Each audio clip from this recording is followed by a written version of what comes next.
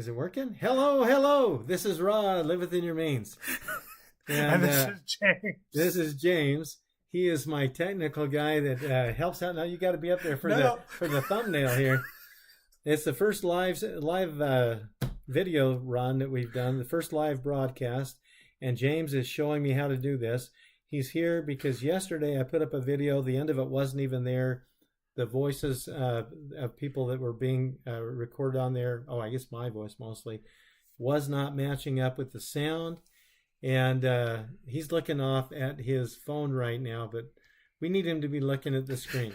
Because let me tell you, this guy with the wild and crazy hair that looks like an Amish guy, he is really close to Amish. Okay, quit looking at the phone there, James. I'm trying to pull up the live stream so I can make sure it's working.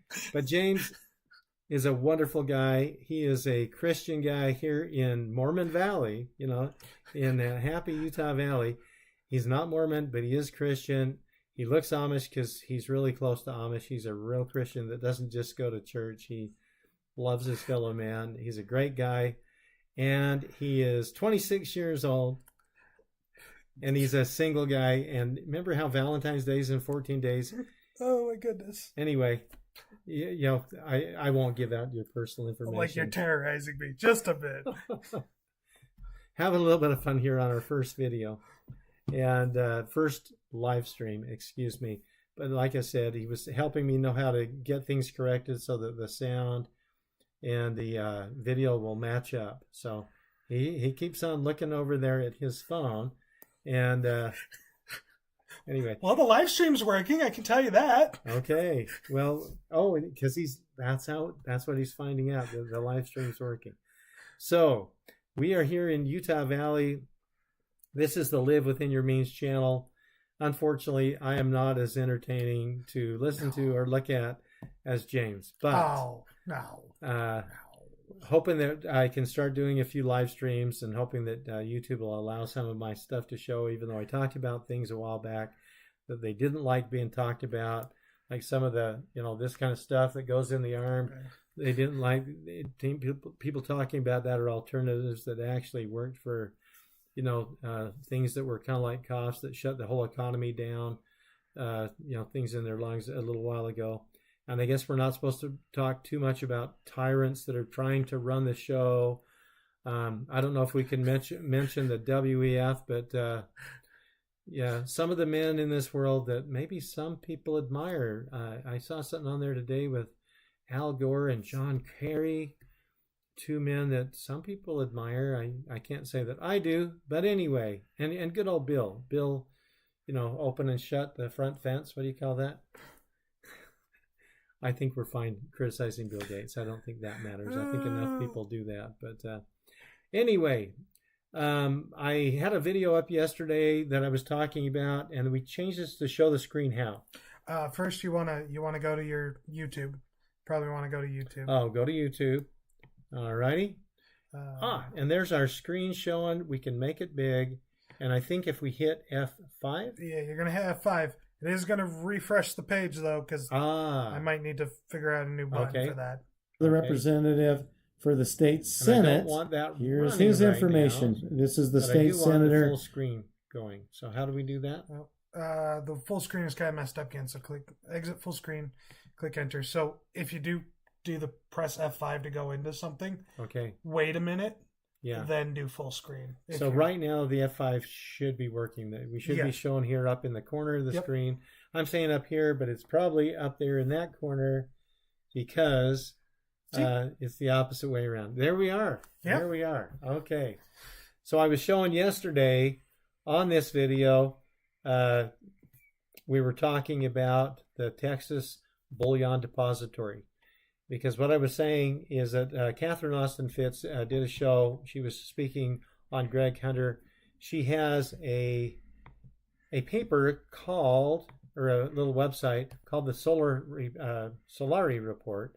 And she put up a paper here that you can actually download to help states know how to create their own depository where people can deposit, have a safe place to put their gold, their silver, and where the state themselves can have something through times when real estate and maybe other investments are going down and dollars going down, that maybe gold and silver will probably be going up, just like they did during 2009, 2010, 2011.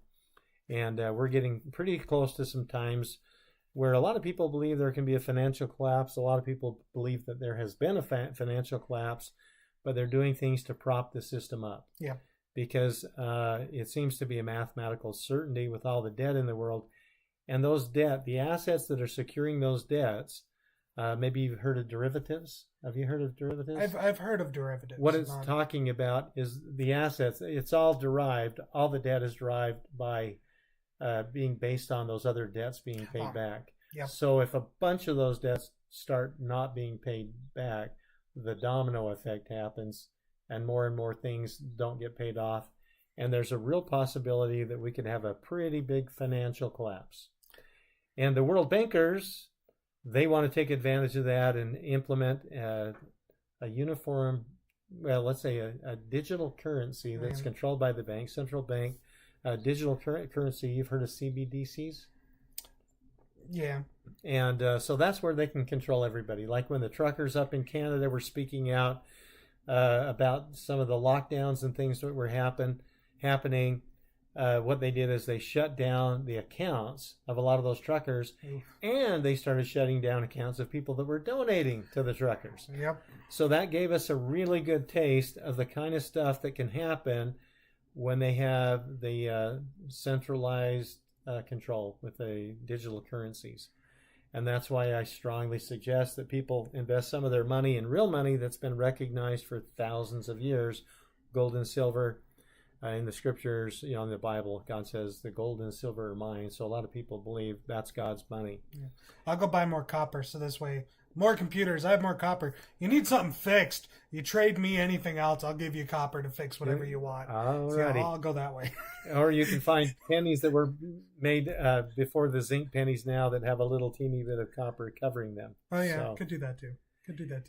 Anyhow, I was talking a little earlier with James about the fact that Tucker Carlson's been on. A lot of people don't like him, but I think most of us out there that are just common people and not running the show in the government or the World Economic Forum, most of us like Tucker Carlson, his candidness, just like we like some politicians that some people think have big mouths, and I'll agree. There's some of them have big mouths. There's one of them that I supported. What did you just do there? Did you I changed. Yeah, I changed it to just camera. Oh, because you're no longer exactly talking about the Solaris papers, so you might as well change it to just be. And did it change over on the live stream? Well, there is about, if I remember correctly, it's a 10-second or to a minute delay between what actions you take and what is in the world. Okay. So now James and I should be showing the guy that can actually grow a beard, but I had a beard a little while ago. I finally grew a beard at age 59. I was trying to show that I actually reached some type of maturity where I could grow a beard, and it didn't look very good, so I eventually shaved it off. But people it looked fine. I couldn't grow a mustache, so I finally shaved that off. People were saying I looked Amish, but unlike James, I didn't have a good full beard. And I wasn't probably quite as good a Christian as him, so I don't know. The Amish people I like. Most of the Amish people seem like wonderful, kind, loving, forgiving people, and so I like them. For all certainty, I'm not Amish. Even if he keeps saying I'm not actually Amish. All right. Well, this is just a fun video, not a serious one. Hopefully not as boring as the guy that's usually running the show here can make him. He's not boring. Keep watching. Like and subscribe. Join the channel. Watch. This man has so much to give.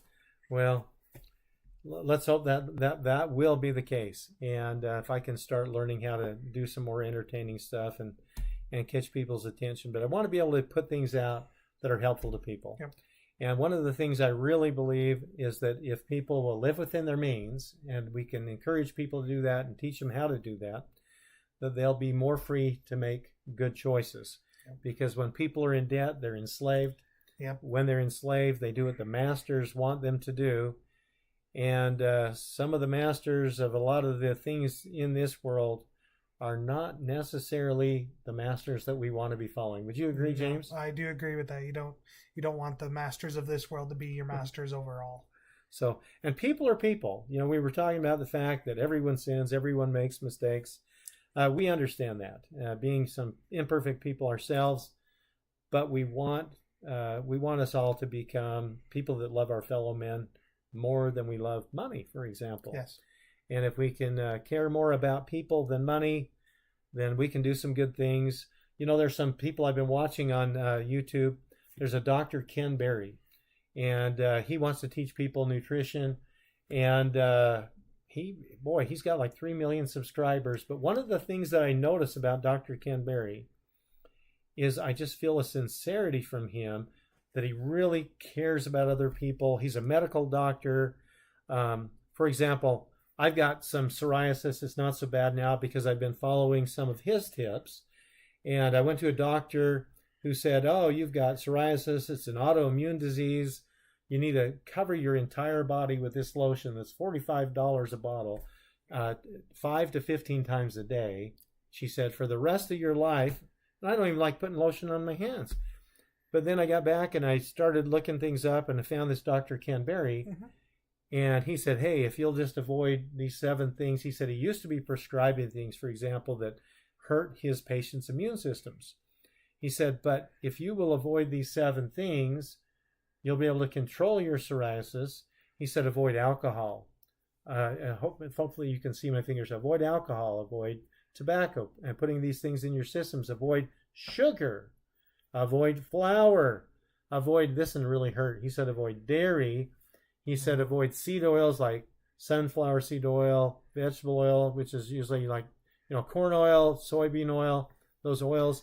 He said you can use oils like olive oil, yep, coconut oil, butter, those kind of things. Those are fine, he said. But if you'll avoid these others, and nightshades was the 7th thing.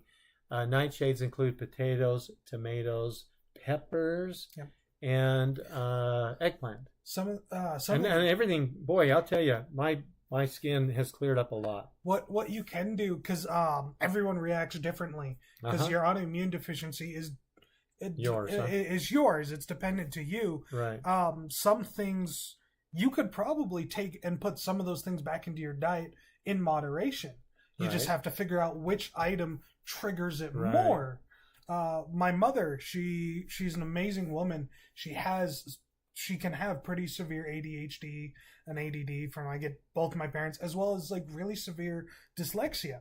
Okay. And she knows if she drinks orange juice, that's when it's worse. Okay. So the only time my mom ever drinks orange juice is when she's on vacation. And she has given my dad a list going, this is what we're doing today. I've planned it out. It's your job to get it done now. I'm going to go drink my lovely orange juice. She loves orange juice. Oh, I love orange juice too. But she can't drink it 90% of the time. She only drinks it if she knows she doesn't have to do anything. Because once she does, some of her minor impulse controls can go. Her actual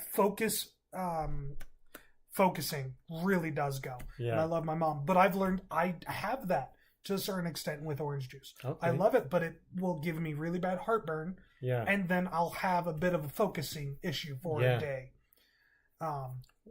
I've had some issues even in the last week or two where I've eaten a bunch of flour and sugar, just a small amount, a reason what some people wouldn't think was very much, flour and sugar. And when you combine that with ice cream, the dairy and the sugar in the ice cream, my hand starts itching during the night. I get these little places on my legs, my ankles, my knuckles, where the psoriasis is actually affecting me from the things I've eaten that day. And as we start paying attention to the things that we eat, we'll start catching what some of those things are. But it's good to listen to some people like Dr. Ken Berry. There's another guy on YouTube I really like listening to. He's got a very different personality than a lot of the people I hang out with, but his name is Dr. Scotty Kilmore. He's also got almost 3 million subscribers, and he talks about cars and all the problems with cars and the cars that'll last longer. And he'll tell you, hey, don't buy these new hybrids. You buy these older Hondas and Toyotas. And these are cars, if you take care of them, are going to go 300,000 miles. Yeah. And boy, he's absolutely correct. And, I've got a friend with a Toyota Echo. It was one of the cheapest, if not the cheapest car made back around the year 2000, 2001. And my friend Randy has this Toyota Echo. It was a red Toyota Echo. He bought it brand new. So that would have been about 22 years ago. Mm-hmm. He's still driving it. He's been in a couple of accidents. He had to get some yellow fenders put on his Toyota Echo. Now, this is a guy, an engineer that works for CenturyLink. I'm just going to tell you, he's a great guy. Works for CenturyLink up in Colorado. And I feel like saying his last name. Maybe I won't. But Randy drives this little Toyota Echo. It has a standard transmission. Oh. It is a teeny little car. Probably has a 1.5 liter at the most. A very small engine. Maybe it's a 1.3 or 2. I don't know. So but it is four-cylinder car. Beautiful on gas mileage. I do think it's 4. It could be 3, but it's small. A small engine. And now he has spray painted with a cheap red spray can. He has painted some of those yellow fenders red, and some of that red paint's coming off. Now, he is just one of the best guys I've ever known in my life. He would give his shirt off his back, for anyone that needed it. And such a good guy. But he's still driving this car. He's been driving it from like Greeley area down to Denver, several times a week. Less during COVID because he got to work from home more. Are you still? Yeah, you're still in the picture there. I wondered if you needed to move in a little bit. Nope, I'm still in the picture. I want you to guess. Now, he's not ever replaced the engine on his Toyota Echo. He has not replaced a clutch. Oh, he replaced the clutch once. So the transmission's never been replaced. I want you to guess, James, how many miles he's got on that car. So it's 22 years old. I bet you said he would drive down to Denver.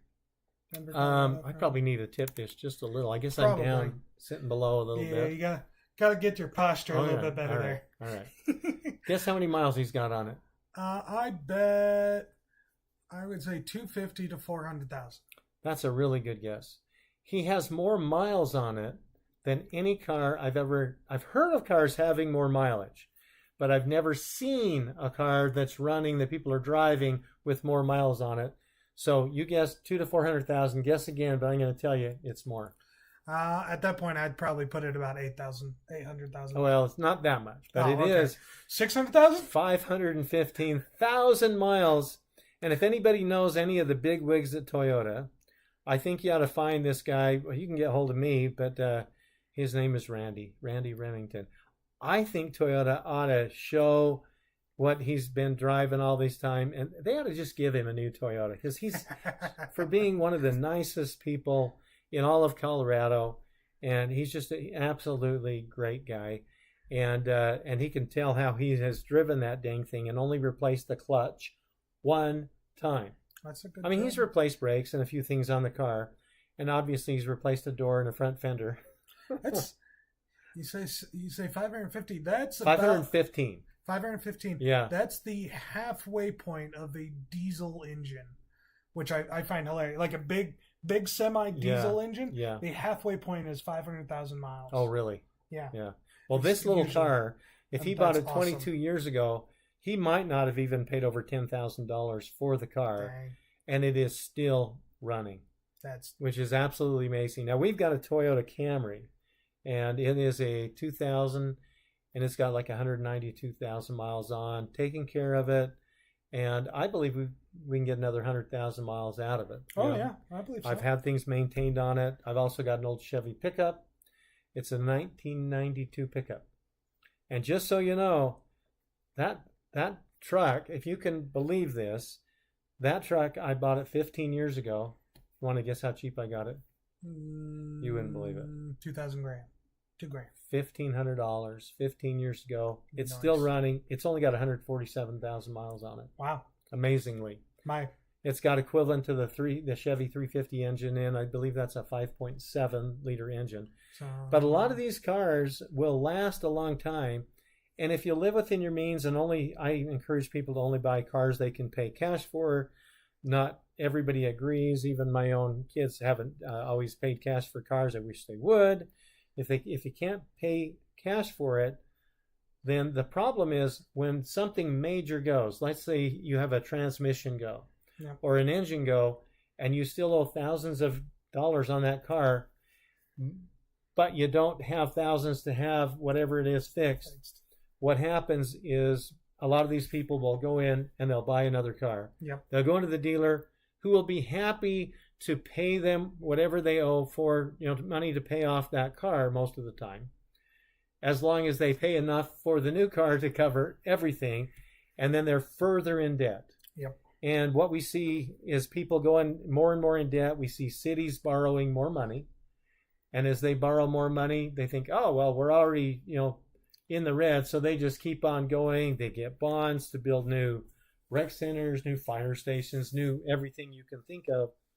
And they're going the same way that our states are going. The states are going, state governments are going the direction that the U.S. government's been going.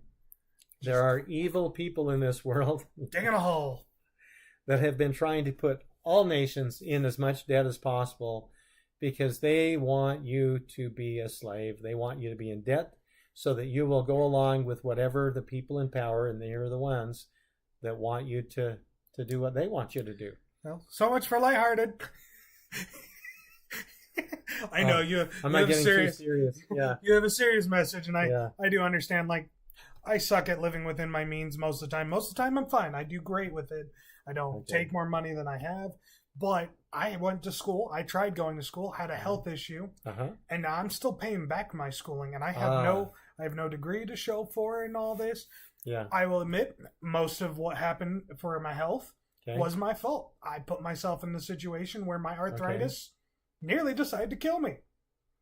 Well, one of the challenges is people that have a lot of debt, they have trouble telling their bosses no when they maybe should tell their bosses no. If they live within their means and you don't have a bunch of debt and your boss asks you to do something that you really don't feel good about, you're more likely to be able to say, no, I'm not going to do that. Yep. Even if you have to look for another job. And what we want is we want our politicians to have the courage to say, no, we're not going to do that because my constituents don't want me to do that. Yep. Right now, it seems like we have a lot of politicians doing not what the people want them to do, but whoever, whoever they're enslaved to, whether it be bribed or blackmailed or whatever the heck is going on there. So we really want to encourage people to live within their means. Yep. And I guess this video's probably been going, well, it's obviously been going a little while. Do you know how long we've been going? Do you have an idea? Maybe not. Let's see. I think we're about 15 to 20 minutes. Okay. And it may be more than that. But probably. But hey, like and subscribe. Get in so you can listen to Rod. He's got so much more. He's got a great way of living, doing his own produce. He got different things around the house, handyman style. So subscribe, pay attention for that later, and we will catch you all later. At a different time. It's true that I try to live within my means. And don't mean to bore all of you to death, but if you live within your means, my daughter called me one time and says, Dad, what's that thing you always say about living within your means? And I said, that I believe it's the key to being honest in business. She goes, that's it. And I really do believe that's the key to being honest in business. If we'd have countries live within their means, they could, politicians would be doing what the people want them to do. And I think we'd all be prosperous. There might not be as many billionaires in the world, but there'd probably be a heck of a lot more people that live like the millionaires do, because there's plenty to go around if we'd have politicians be loyal to the constituents and not to big tech and not to the people running these great big corporations. So anyway, this is Rod. Thank you for liking and subscribing. We'll talk to you a different time. Live within your means and have a wonderful day.